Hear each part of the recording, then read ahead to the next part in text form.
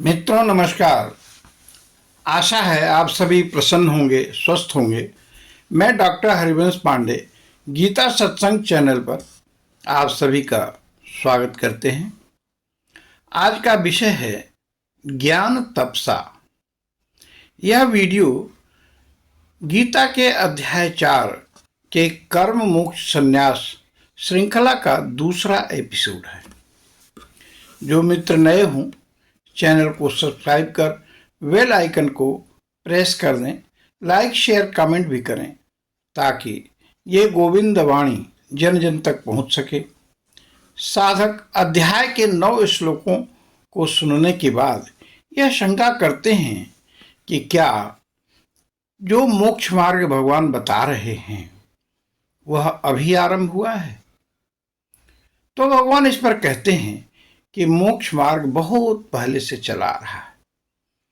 गीता के अध्याय 4 के 10वें श्लोक में कहते हैं, वीतराग भय क्रोधा मन्मया मामुपाश्रिता बहवो ज्ञान तपसा पूता मद्भावमागता। अर्थात पहले भी जिनके राग, भय, क्रोध सर्वथा नष्ट हो गए थे और जो मुझ में अनन्य प्रेम पूर्वक स्थित रहते हैं, ऐसे मेरे आश्रित रहने वाले बहुत से भक्त उपयुक्त ज्ञान रूप तप से पवित्र होकर मेरे स्वरूप को प्राप्त हो चुके हैं। कहते हैं, बीत राग भय क्रोध, अर्थात जिनके राग, भय, क्रोध सर्वथा नष्ट हो गए हों। और मनमया अर्थात ब्रह्मविद ईश्वराभेद दर्शन, अर्थात ईश्वर में अभेद दर्शन करने वालों के लिए शब्द आया है मनमया। जिसका मन मया माने भगवान में ही लग गया हो वह है मनमया। आगे फिर विशेषण है मामुपाश्रितः, माम एव उपाश्रितः, अर्थात मेरे ही, माम माने मेरे ही, एव माने ही, आश्रित, उपाश्रित माने आश्रित, अर्थात शरणागत। बहवः बहुत सारे, अनेक, ज्ञान तपसा परमात्मा विषय ज्ञान रूप तप से, पूता माने पवित्र होकर क्या पा गए। इस पर कहते हैं मद भावम आगता, मेरे ही भाव को प्राप्त हो गए हैं। यह मुख्य विशेषण ज्ञान तपसा इस बात का द्योतक है कि ज्ञान निष्ठा अन्य तपों की अपेक्षा नहीं रखती। यहाँ शंका हुई कि आप कुछ विशेष जनों को ही आत्मभाव प्रदान करते हैं, सबको नहीं, तो क्या आप में भी राग द्वेष है। भगवान कहते हैं, नहीं, मैं राग द्वेष नहीं रखता, पर जैसे लोग मुझे भजते हैं वैसे ही मैं भी उनको भजता हूँ। गीता का श्लोक 11वां अध्याय 4 कहता है, ये यथा माम प्रपद्यन्ते तां तथैव भजाम्यहम् मम वर्तमानुवर्तन्ते मनुष्याः पार्थ सर्वशः। हे अर्जुन, जो भक्त मुझे जिस प्रकार भजते हैं मैं भी उनको उसी प्रकार भजता हूँ, क्योंकि सभी मनुष्य सब प्रकार से मेरे ही मार्ग का अनुसरण करते हैं। आइए इसे समझते हैं।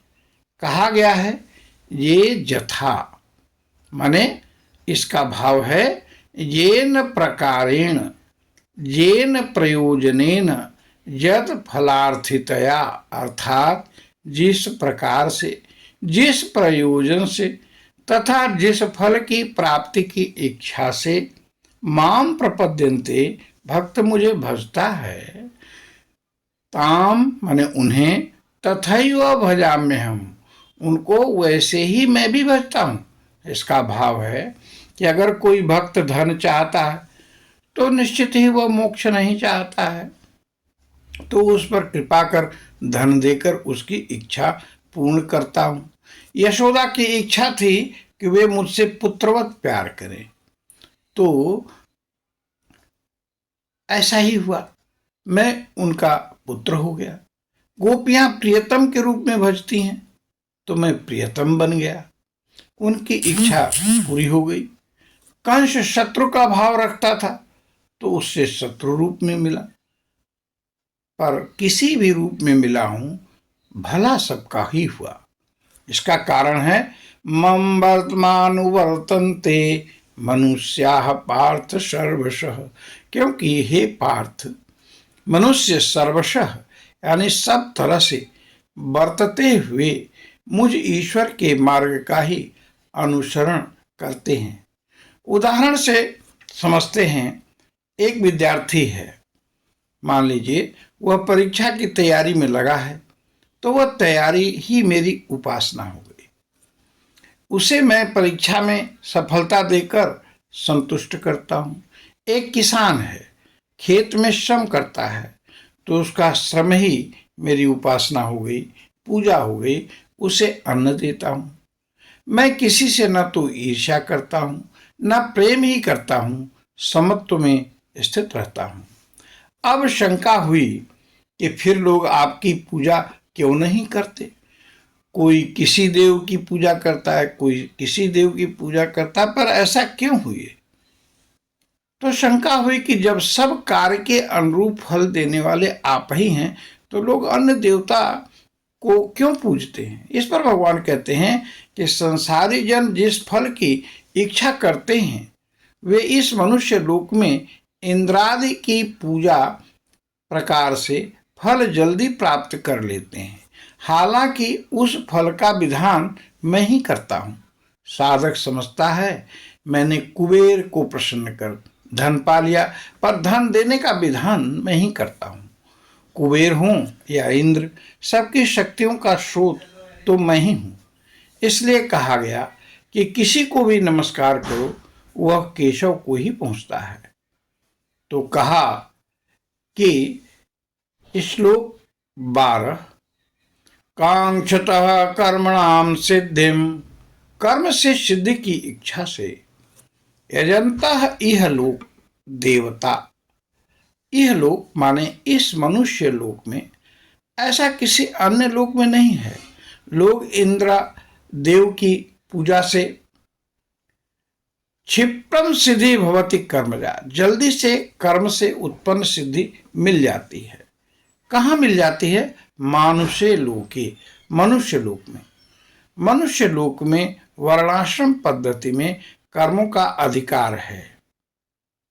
यह विशेषता है, कर्मजनित फल की सिद्धि शीघ्र हो जाती है। तो हम अपनी वाणी का को यहीं विश्राम देते हैं। आप सभी को बहुत बहुत धन्यवाद। आइए भगवान का नाम लेते हैं। हरि ओम तत्सत, हरि ओम तत्सत, हरि ओम तत्सत।